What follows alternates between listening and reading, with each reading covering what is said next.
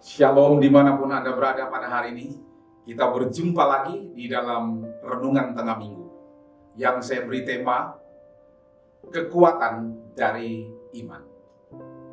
Firman Tuhan berkata di dalam Injil Lukas pasalnya yang ke-7 ayatnya yang pertama sampai ayat yang ke-10 mengatakan demikian. Setelah Yesus selesai berbicara di depan banyak orang, masuklah ia ke Kapernaum. Di situ ada seorang perwira yang mempunyai seorang hamba yang sangat dihargainya. Hamba itu sedang sakit keras dan hampir mati. Ketika perwira itu mendengar tentang Yesus, ia menyuruh beberapa orang tua-tua Yahudi kepadanya untuk meminta supaya ia datang dan menyembah hambanya. Mereka datang kepada Yesus dan dengan sangat mereka meminta pertolongannya. Katanya, ia layak engkau tolong. Sebab ia mengasihi bangsa kita dan dialah yang menanggung pembangunan rumah ibadah kami. Lalu Yesus pergi bersama-sama dengan mereka ketika ia tidak jauh dari rumah perwira itu.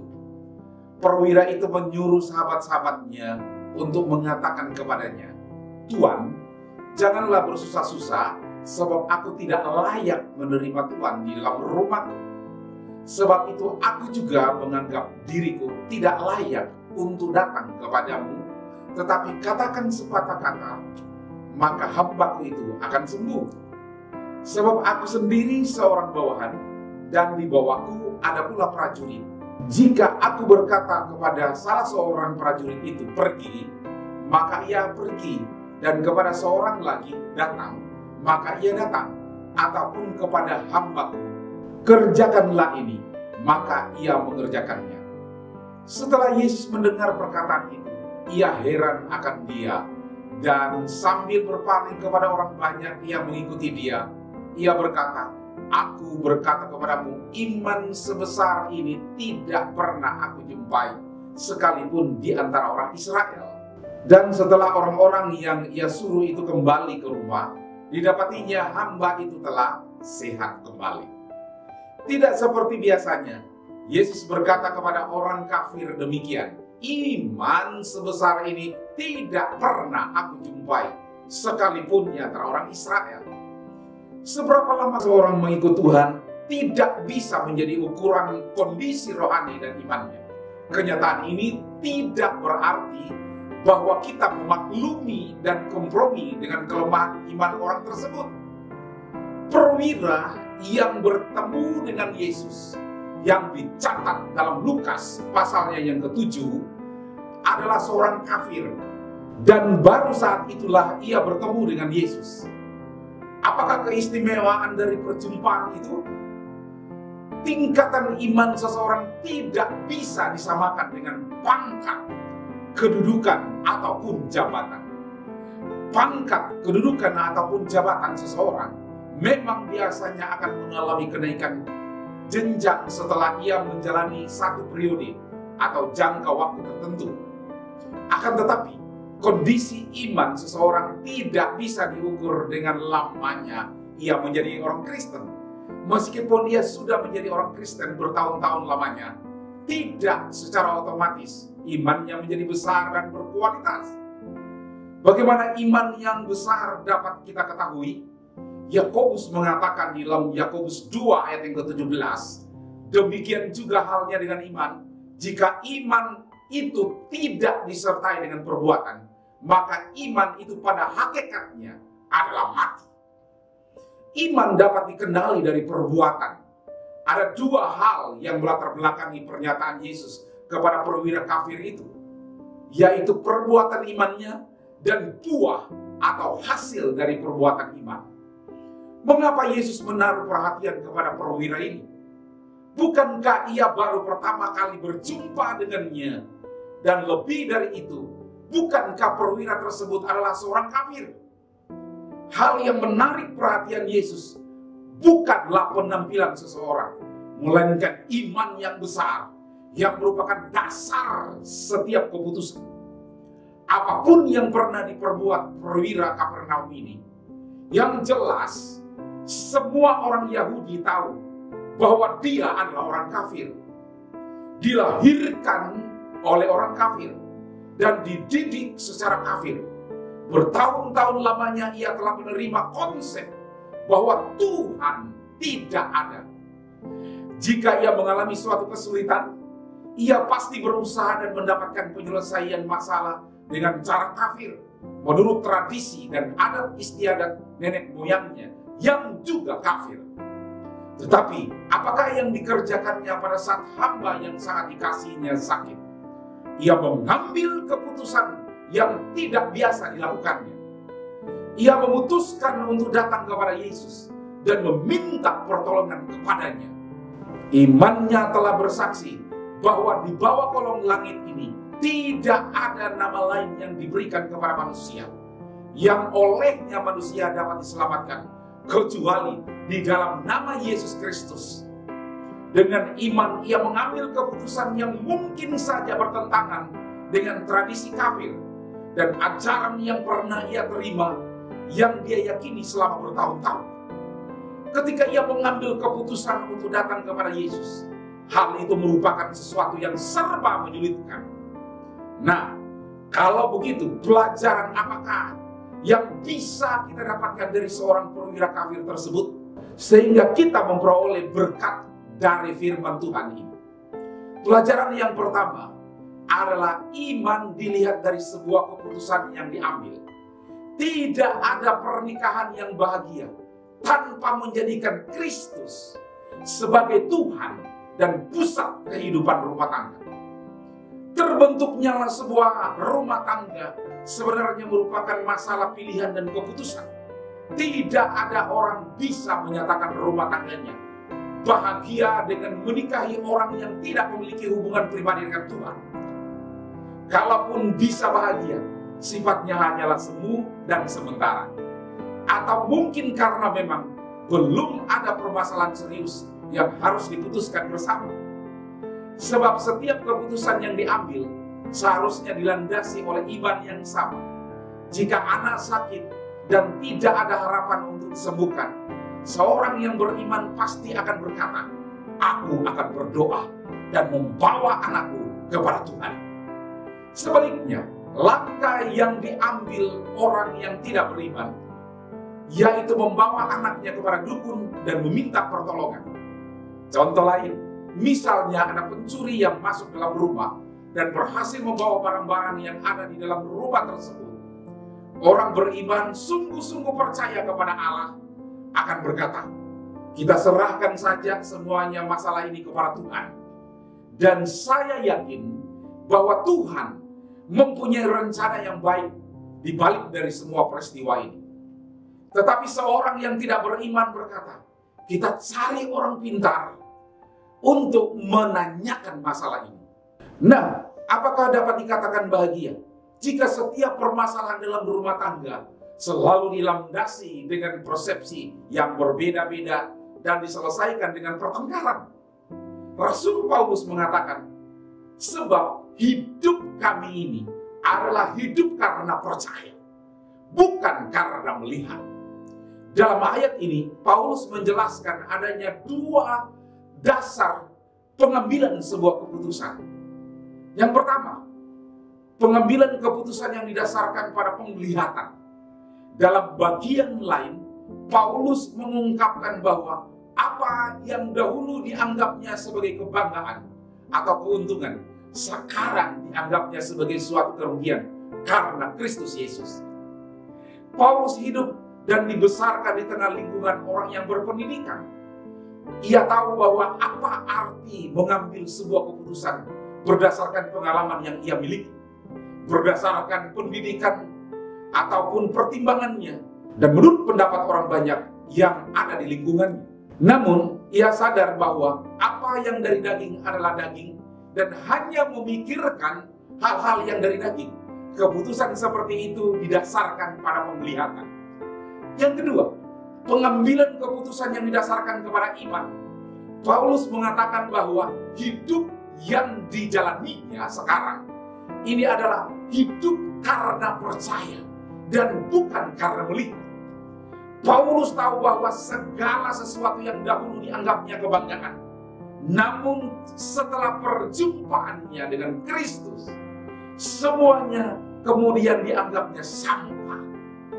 Alasannya, hidup yang dijalaninya sekarang adalah hidup yang tidak didasarkan pada penglihatan, melainkan karena iman atau percayanya kepada Tuhan. Itu sebabnya ia berkata, aku tahu kepada siapa aku harus percaya, dan aku yakin akan kuasanya. Ia juga menyatakan bahwa tidak akan ada satu hal pun yang dapat memisahkannya dari kasih Kristus. Sebab apa? Jika Allah di pihak kita, siapakah yang akan melawan kita? Ketika kita berbicara tentang perbuatan iman, mau tidak mau hal itu membawa kita untuk mengambil sebuah keputusan. Jika kita mau mengetahui apakah kita adalah seorang yang beriman atau tidak, hal itu dapat dilihat dari sebuah keputusan yang kita ambil. Ketika kita dikecewakan, keputusan apakah yang kita ambil? Saat kita disakiti, apakah yang harus kita perbuat? Manakala ada seorang yang membawa berita buruk, bagaimanakah reaksi kita? Orang yang beriman terlihat dari sebuah keputusannya.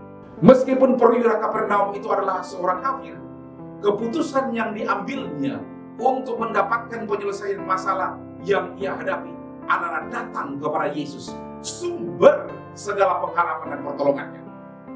Pelajaran yang kedua yang saya lihat dalam firman ini, yang bisa kita dapatkan dari seorang perwira kafir, adalah iman seseorang melupakan karya dirinya sendiri.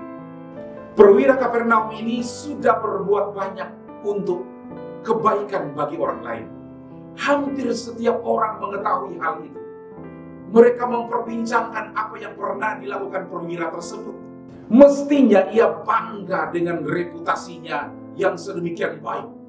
Tetapi ketika ia berjumpa dengan Yesus, ia tidak memperkenalkan diri sebagai orang yang telah banyak jasanya atau sebagai orang yang penting. Ia justru memperkenalkan diri sebagai seorang bawahan. Dengan kata lain, perwira tersebut hendak mengatakan, kalau aku datang kepadamu, Yesus, itu bukan karena segala kebaikan dan kelebihanku, tetapi semata-mata karena aku membutuhkan Engkau, Tuhan. Banyak gereja dilanda persoalan, bahkan mengalami perpecahan. Salah satu penyebabnya yaitu karena orang yang di dalamnya tidak melupakan karyanya sendiri.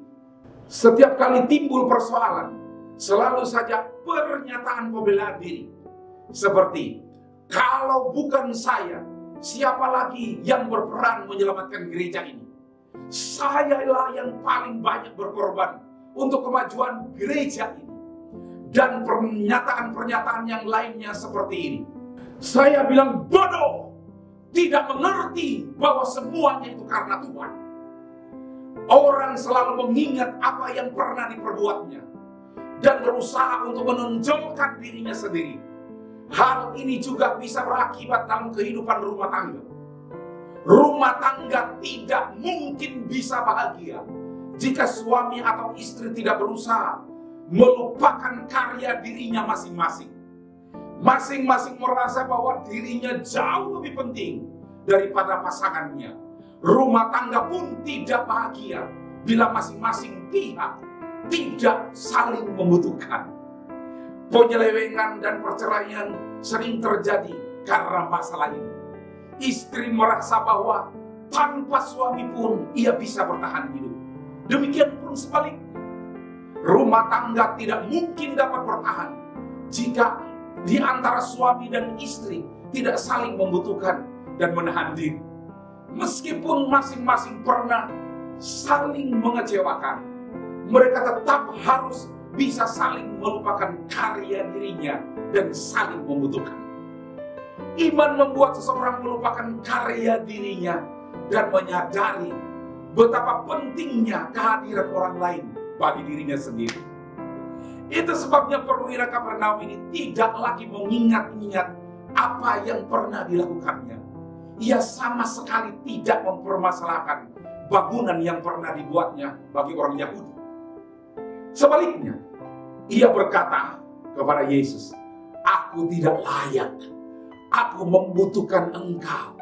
dan pernyataan kuasamu. Dan apakah yang terjadi? Mujizat pun terjadi.